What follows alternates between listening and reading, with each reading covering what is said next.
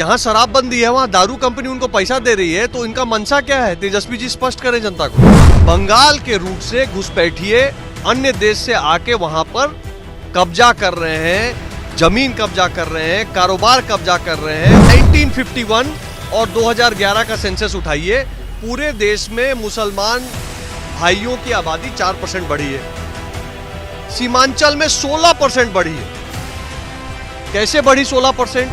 तेजस्वी जी जो है फिर मुद्दा को भटकाने का प्रयास कर रहे हैं। बीजेपी के राष्ट्रीय महामंत्री ऋतुराज सिन्हा हमारे साथ जुड़ेंगे, बात करेंगे। ऋतुराज जी, इलेक्टोरल बॉन्ड को देखते हुए राजद को करीब देखा जाए तो 70 करोड़ रुपए जो है वो दिए गए हैं। ऐसे में 46 करोड़ से ऊपर रुपए जो है शराब माफियाओं की कंपनियों के द्वारा दिए गए। मेरा यही सवाल है कि राजद बहुत चीजों पे दोषारोपण तो बहुत अच्छा से करती है। मुझे ये खाली समझा दीजिए कि जिस प्रदेश में शराबबंदी है वहां की सबसे बड़ी पॉलिटिकल पार्टी विधानसभा में जो उभर के आई, राष्ट्रीय जनता दल, उसको जो इलेक्टोरल बॉन्ड का पैसा मिला उसमें से 80% पैसा, लगभग 50 करोड़ रुपया से अधिक दारू वाली कंपनियों ने दिया है।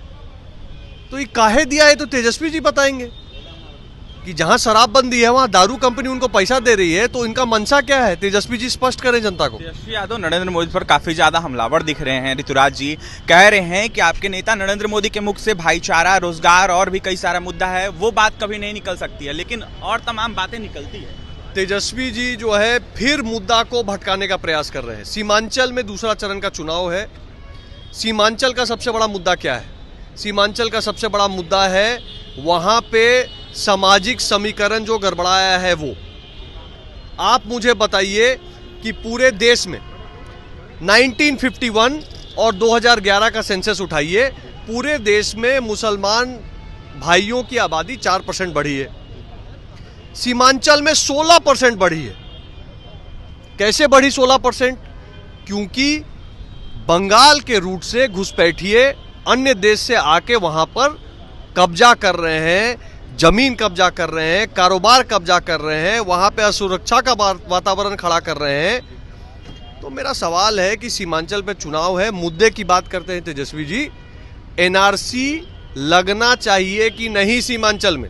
24 चुनाव को लेकर किस तरीके से तैयारी कर रहे हैं? देखा जाए तो चुनाव नहीं, मैं पहले तेजस्वी जी से इस सवाल का जवाब लेके आइए। देखिए, लगातार हमला बोल रहे थे ऋतुराज सिन्हा तेजस्वी यादव पर, तो वहीं क्या कुछ कह रहे थे आपने सुना है। देखिए, जिस तरीके से शराब माफियाओं के द्वारा, शराब कंपनियों के द्वारा इलेक्टोरल बॉन्ड के माध्यम से 46 करोड़ से ऊपर रुपए दिए गए, इसको लेकर जमकर निशाना साधे, तो वहीं सवाल पूछ रहे थे। यह साफ कहते हुए नजर आ रहे थे ऋतुराज सिन्हा कि जवाब दे तेजस्वी यादव, आखिरकार क्या कुछ डील हुई है।